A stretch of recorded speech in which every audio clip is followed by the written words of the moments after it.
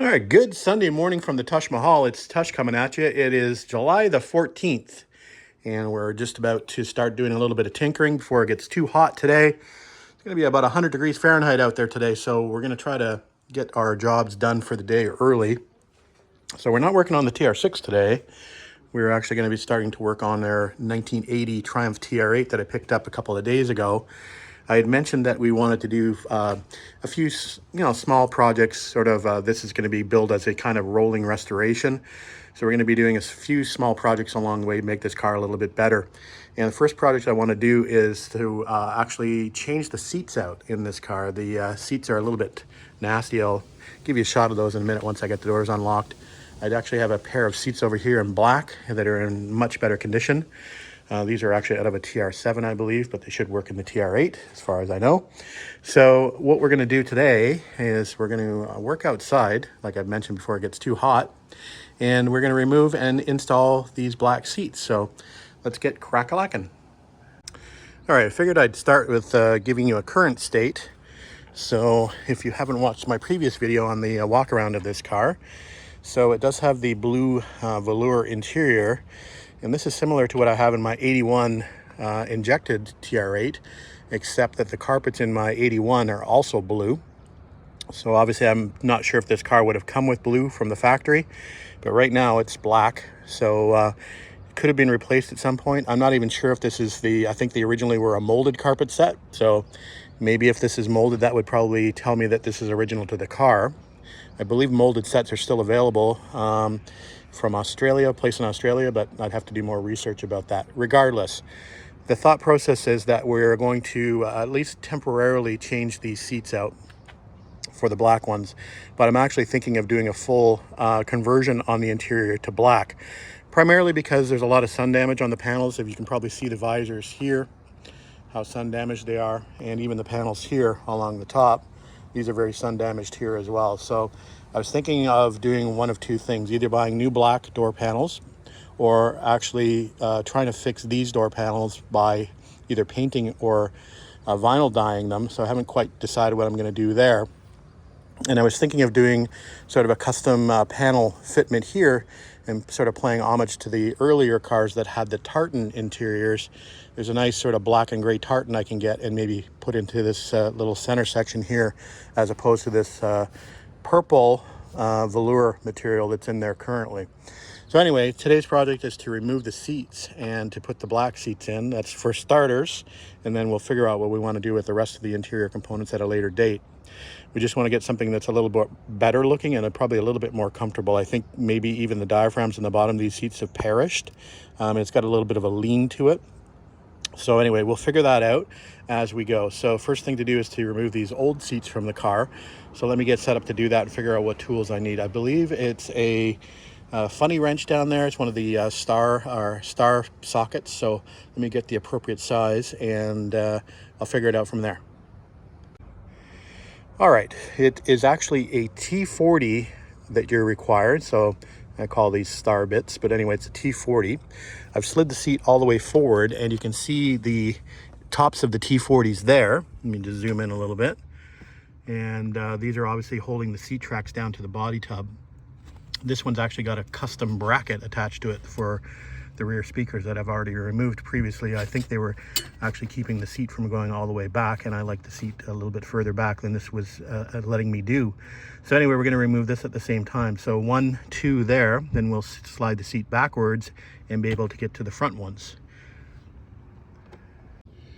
All right, we've got the seat slid all the way back now, and we're going to come after the front 2 screws. They're a little bit more hidden, let's say, and a little bit more difficult to get to, but accessible for sure. So we'll undo these and we should be able to just lift these seats out just with these 4 fasteners detached. So let's give that a shot. All right, those 4 fasteners are undone, and just a little note, the rear ones had these little rectangular sort of keepers that slide in within the tracks. The fronts did not. I don't know if they're missing, probably are. Anyway, I think the seat's ready to remove.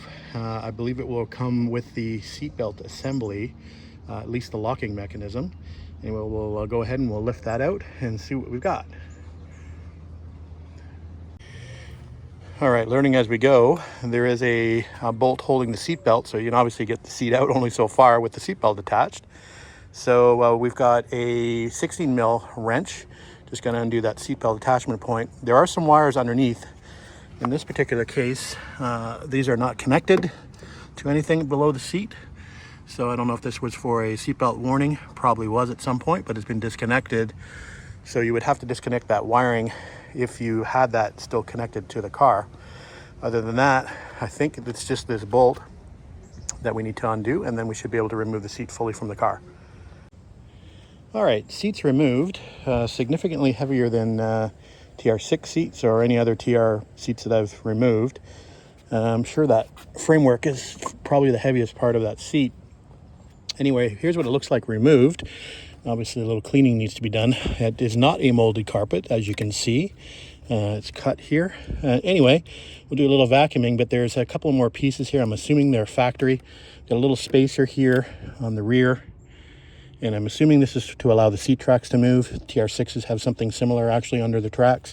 And we've got this little bracket over here that fits into this little slot here. And I'm not sure if this little tab here prevents the seat from going too far forward. But anyway, we'll obviously reinstall that as per it was in the car. It's a pretty good little depression there, so you can't really screw that up putting that back in, and unless you flip it over and put the tab down. Anyway, so we'll get this cleaned up before we reinstall the other seats. Of course, we have to transfer the tracks from this seat to the other seat.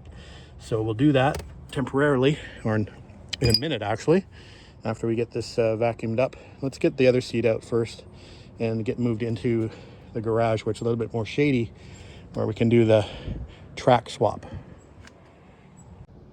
All right, just a quick tip. You might find it a little bit easier if you happen to have on hand a little micro ratchet. So this is a little Wera micro ratchet, and it's going to be good for the inside bolts, the interior bolts, the ones that are closer to the tunnel, as there's a little bit less clearance to get a full-size ratchet in there. So this is going to come in handy, I think, for not only that side, but obviously I'm going to use it on this side as well. So you might want to get a hold of something like that just to make it a little bit easier for you from a clearance perspective. What happens on these is that the actual head of the ratchet starts to ratchet up into the bottom of the seat, so you can't really move the bolt out. Anyway, just a quick tip. One of the other things I like to do if possible is to keep the bolt in the seatbelt connection, because a lot of times I find when you go to put these back in, you end up twisting it around. So you'll end up putting it in backwards and twisting it. So this lets you know that you're putting it back the way that it came out of the car, assuming that the way that it was in the car was correct in the first place. So we'll just keep that up here with the bolt in place. Same thing on the other one. You can probably see it up here. That's the direction the bolt was facing over there. So we found I think this is probably a headrest cover under here for the seat covers that were in here. No wiring connections on the passenger side to worry about. That is the speaker wire for the rear here. All right, next step is to get this thing vacuumed out, and we're going to move the seats into the garage where it's a little bit more shady, and we got a fan in there. All right, inside the garage, and a little bit more shady, and excuse the fan noise running in the background, it's keeping me alive. So here's the bottom of the seat, and looks pretty straightforward. Looks like they've replaced the diaphragm, or actually looks like it's just about to go. I thought they might have actually double diaphragmed it, but no, it's just one diaphragm on there. At least it's intact for the most part. So here's what we need to do. We need to detach this track from the bottom of the seat. So looks to be two fasteners here at the rear. I see that the inboard seatbelt attachment is actually attached to the track. We can also see the wiring there for the seatbelt light. So basically all we need to do is to get to the front bolts is, let me see if I can do this with my foot, to press this, which will release, let me get that better, press this, and that'll allow this track to move up, and then you can get to the front bolt down there, and that should release the track from the base of the seat. So we're going to do that now. It looks like it's a different Torx. So this is, let me see if I can read this in my old eyes. This is a T30. It's a little loose, but it is a T30. So That's what we're going to use. So let's break those out and remove that track. We're starting on the driver's side first if you haven't figured out because of the wiring. All right, there is the seat track removed from the base of the driver's side seat. And that was pretty easy, actually. I'm not sure if this is an original diaphragm in the bottom of the seat, but I always like to see the tags. And I'm not quite sure what this would have been for, actually, to be honest with you. Unless is it possible it's for a seat heater? No idea.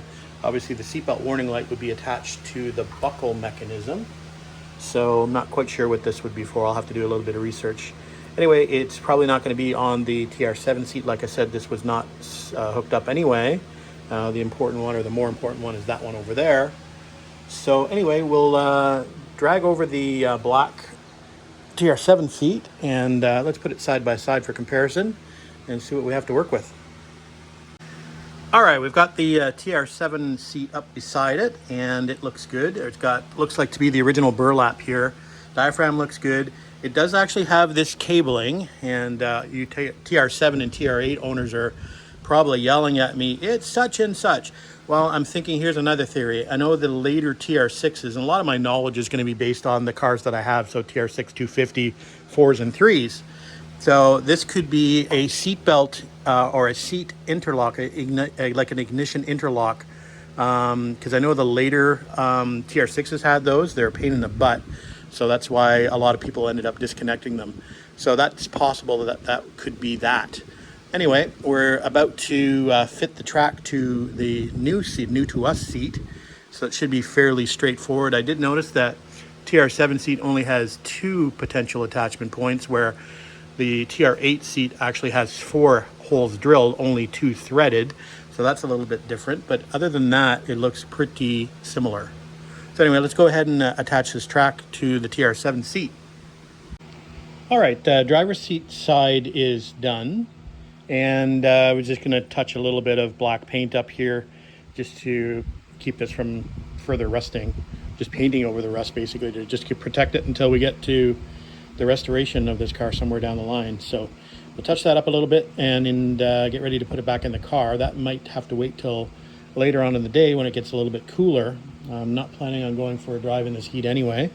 So that seat's done. We'll put it aside after we touch up the paint, and we'll move on to the passenger side, waiting over there. All right, a quick look at the bottom of the TR8 passenger side seat. More labels on here. What does this one say? Gallo and something. Look, I love when I see dates. Does that say 17/1/80? Pretty cool. Love that. All right, only problem I see here is it looks like we're missing a fastener on either side. So that's going to be fun. I don't have any metric fasteners here, since all the earlier TRs are SAE.